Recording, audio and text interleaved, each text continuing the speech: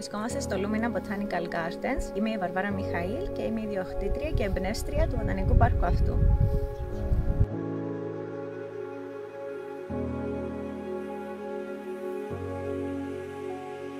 Εδώ και 12 χρόνια ασχολούμαι με την καλλιέργεια, μεταποίηση των βοτάνων των οποίων έχουμε εδώ στο χώρο μας και τα οποία καλλιεργούμε.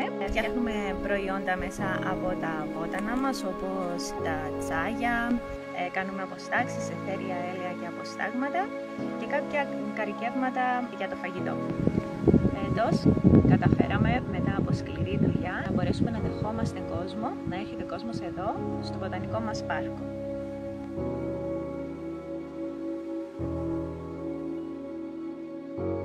Ευχαριστώ για την προσοχή σας.